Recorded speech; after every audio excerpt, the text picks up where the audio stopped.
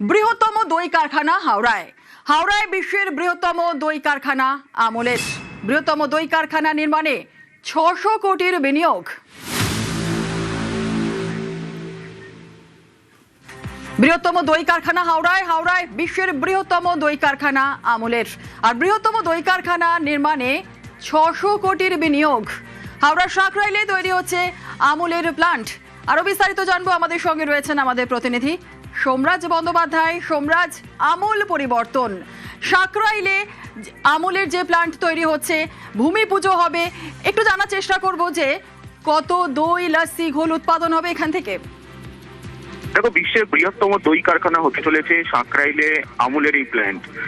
শুধু তাই নয়, প্রত্যেক দিন গড়ে 10 লক্ষ কেজি উৎপাদনের ক্ষমতা রাখা হবে এই দই কারখানা থেকে। এই প্ল্যান্ট থেকে শুধুমাত্র দই নয়, তার সঙ্গে দুগ্ধজাত পণ্য, বিশেষ করে পনির থেকে শুরু করে লস্যি, অর্থাৎ দুগ্ধজাত পণ্য তৈরি করা হবে। শিল্প মহলের তরফে দাবি করা হচ্ছে বিশ্বের বৃহত্তম দই কারখানা হতে চলেছে এটি। আমুলের তরফে 600 কোটি টাকারও বেশি টাকা বিনিয়োগ করা হবে। তুমি দেখেছো যে গত শনিবার মুখ্যমন্ত্রী শুভেন্দু অধিকারীর সঙ্গে বৈঠক করেছিলেন আমুলের কর্ণধার এবং আমুলের ম্যানেজিং ডিরেক্টর, এবং সেই বৈঠকেই প্রাথমিকভাবে আগামী 13 তারিখ সাকরাইলের যে ইন্ডাস্ট্রিয়াল পার্ক আছে, সেই সাকরাইলের ইন্ডাস্ট্রিয়াল পার্কে এই প্ল্যান্টের আনুষ্ঠানিক সূচনা অর্থাৎ ভূমি পুজো করা হবে। তার জন্য মুখ্যমন্ত্রী শুভেন্দু অধিকারীকে আমন্ত্রণ জানানো হয় এবং মুখ্যমন্ত্রী শুভেন্দু অধিকারী আগামী 13ই জুন এই ভূমি পুজোর অনুষ্ঠানে যোগ দেবেন। রাজ্যে পালাবদলের পর একাধিক শিল্পপতিরা তারা বিনিয়োগের আগ্রহ দেখাচ্ছেন বিশেষ করে, এবং সেক্ষেত্রে অবশ্যই আমুলের হাত ধরে রাজ্যে শিল্পে বিনিয়োগের সরকার পালাবদলের পর সূচনা হতে চলেছে। তার কারণ, ভূমি পুজো করবে আমুল গ্রুপ আগামী 13ই জুন। হাওড়ার যে সাকরাইলের ইন্ডাস্ট্রিয়াল পার্ক রয়েছে, সেই সাকরাইলের ইন্ডাস্ট্রিয়াল পার্কে আমুলের তরফে আগেই জমি নেওয়া হয়েছিল, এবং সেই জমিতেই ভূমি পুজো হবে এবং তার মাধ্যমে এই প্ল্যান্টের কাজ শুরু হবে। এবং মনে করা হচ্ছে এই প্ল্যান্ট থেকে 10 লক্ষ কেজি উৎপাদন প্রত্যেক দিন গড়ে করা হবে। এবং শুধু তাই নয়, এই প্ল্যান্ট থেকে গোটা দেশ শুধু নয়, গোটা বিশ্ব জুড়েও আমুলের তরফে বিভিন্ন যে দুগ্ধজাত পণ্য তৈরি হবে তা রপ্তানি করা হবে। ফলত সব মিলিয়ে রাজ্যের বিনিয়োগের পরিবেশের জন্য অবশ্যই সুখবর। আমুল সংস্থার তরফে এত বড় বিনিয়োগ এবং বিশ্বের বৃহত্তম দই কারখানা অবশ্যই রাজ্যের একটা বড় প্রাপ্তি। বেশ, অনেক ধন্যবাদ। বিনিয়োগের দরজা খুলে গেছে। 13 তারিখেই সাকরাইলে ধুলাগড়ে আমুলের নতুন প্ল্যান্টের ভূমি পুজো।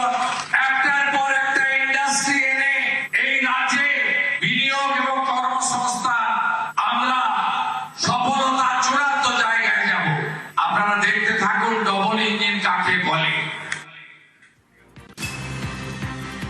বাংলায় শিল্পের স্বপ্নের উড়ান, আশাবাদী দিলীপ ঘোষ। প্রায় 600 কোটি টাকার বেশি বিনিয়োগ আমুলের। দেবরাতে আরো একটা বড় প্রজেক্ট বলেই দাবি।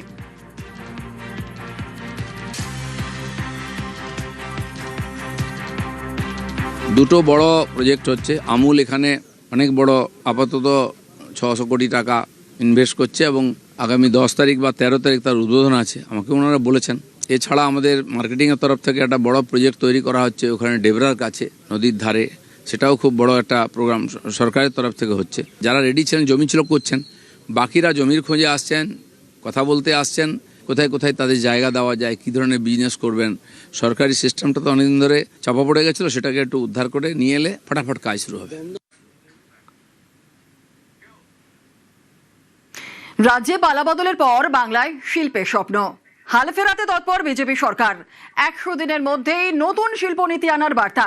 শিল্প মহলেও ভয় আউট, ভরসা ইন। জমি নীতি একটা নিয়ে আসা প্রয়োজন আছে, আমাদের ডেটা পলিসির প্রয়োজন আছে।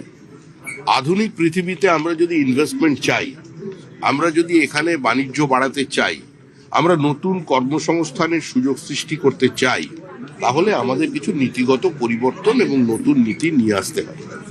সেটা আগামী 100 দিনের মধ্যে শুভেন্দু অধিকারীর নেতৃত্বে যে পশ্চিমবঙ্গের রাজ্য সরকার চলেছে, সেই সরকার করে দেখাবে।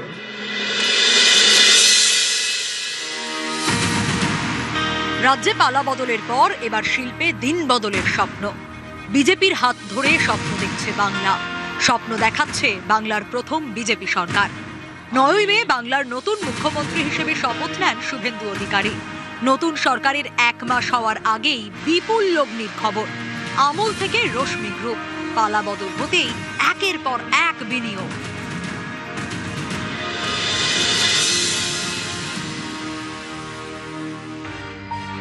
আমুল ভারতীয় সংস্থা, দেশের সবথেকে বেশি দুধ উৎপাদন করে আমুল।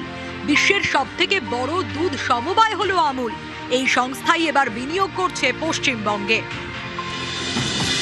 650 কোটি টাকার মেগা প্রকল্প নিয়ে বাংলায় আসছে তারা।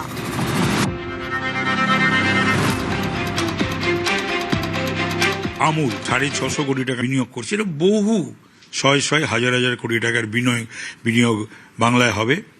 আমরা আশাবাদী, শুধু তাই নয়, যাতে বাংলার ছেলে মেয়েরা যার যা যোগ্যতা অনুযায়ী তারা কাজ পেতে পারে, চাকরি করতে পারে। এবং এখানে সেটা তো শিল্প না হলে হবে না, সরকারি চাকরির বাইরেও শিল্পের কর্মসংস্থান যদি না হয় তাহলে ঘুরে দাঁড়ানো যায় না, কোনো রাজ্যের পক্ষেই সম্ভব নয়। তো পশ্চিমবাংলাতে তো 15 বছরে শিল্প হয়নি। রাজ্যে 35,000 কোটি টাকা বিনিয়োগের পরিকল্পনা করেছে রশ্মি গ্রুপ। এই বিনিয়োগ বাস্তবায়িত হলে রাজ্যে 50,000 কর্মসংস্থান হবে। 35,000 crore ইনভেস্টমেন্ট আমরা প্ল্যান করেছি। একটা ট্র্যাক রেকর্ড আছে, আর আমরা যেরকম ভাইবস দেখছি, Bengal industrial scenario will be completely change. Tata বাংলায় ফিরবে, আমরা ফেরাবই, এটা আমাদের কাছে একটা চ্যালেঞ্জ। আমরা একটা বার্তা দিতে চাই যে পশ্চিমবঙ্গের কোনো শিল্পপতি ব্রাত্য নয়, রাজ্যের স্বার্থ কারোর ব্যক্তিগত ইগোর থেকে বেশি। আমাদের মুখ্যমন্ত্রী এর উপরে কাজ করেছেন।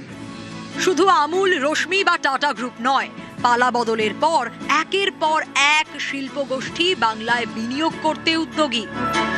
লাক্স এর কর্ণধার অশোক টোডি আমার সঙ্গে দেখা করতে এসেছিলেন। এছাড়াও আমাদের রিলায়েন্সের যে ন্যাফথা, পূর্ণেন্দু চ্যাটার্জি তার ইনভেস্টমেন্ট বাড়াচ্ছেন। রিলায়েন্স আসছে, আম্বানি আসছে, লুলু, তারা যোগাযোগ করেছেন।